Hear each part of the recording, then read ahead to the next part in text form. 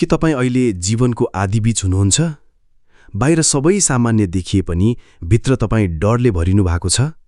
सायद तपाईँको जीवनमा अहिले यस्तो परिस्थिति छ जहाँ सबै कुरा नियन्त्रण बाहिर गइरहेको जस्तो लाग्छ।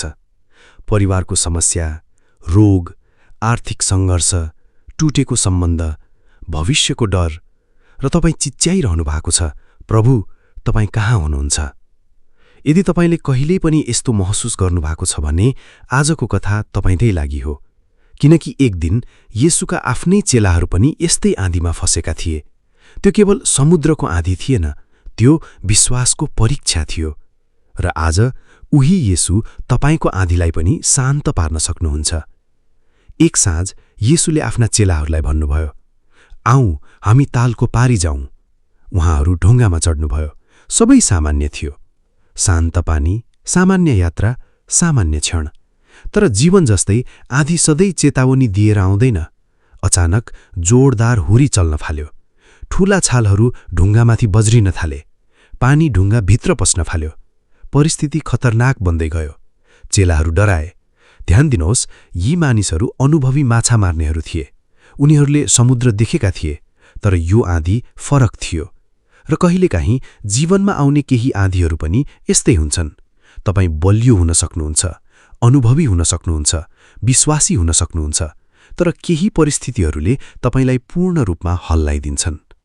तर त्यो समयमा येशू के गरिरहनु भएको थियो? उहाँ ढुङ्गाको पछाडि सुतिरहनु भएको थियो। कल्पना गर्नुहोस्, चेलाहरू आतंकित, समुद्र उफ्रिरहेको, ढुङ्गा डुब्न लागिरहेको, तर येशू शान्त हुनुहुन्थ्यो। कतिपटक हामीलाई पनि लाग्छ, प्रभु म सङ्घर्ष गरिरहेको छु, तपाईँ किन चुप हुनुहुन्छ?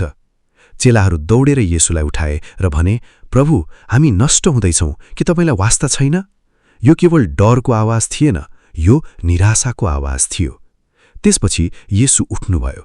उहाँले समुद्रतर्फ फर्केर भन्नुभयो, शान्त हौ, चुप लाग। त्यो क्षण हुरी रोकियो, समुद्र शान्त भयो, सबै मौन भयो। एक क्षण अघि मृत्यु जस्तो देखिएको परिस्थिति पूर्ण शान्तिमा बदलियो। किन? किनकि सृष्टिकर्ताले बोल्नुभयो। समुद्रले उहाँको आवाज चिनेको थियो, हावा उहाँको अधीनमा थियो, आँधीले पनि येशूको आज्ञा मान्नु पर्थ्यो। उहाँले चेलाहरूलाई हेरेर भन्नुभयो, तिमीहरू किन डराउँछौ? कि तिमीहरूसँग अझै विश्वास छैन? कस्तो गहिरो प्रश्न! आँधी समस्या थिएन, समस्या डरले विश्वासलाई जित्नु थियो। र आज पनि येशू हामीलाई सोध्नुहुन्छ, तिमी किन डराइरहेका छौ? जब परिस्थिति बिग्रिन्छ कि तपाईँ अझै विश्वास गर्नुहुन्छ? जब उत्तर ढिलो हुन्छ कि तपाईँ अझै भरोसा गर्नुहुन्छ? जब आँधी ठूलो हुन्छ कि तपाईँ अझै येशूतर्फ हेर्नुहुन्छ?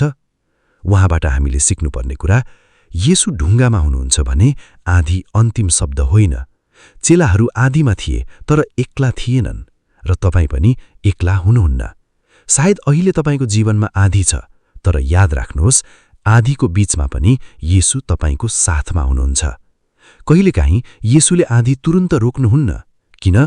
किनकि उहाँ केवल समुद्र शान्त पार्न चाहनुहुन्न, उहाँ तपाईँको विश्वास बलियो बनाउन चाहनुहुन्छ।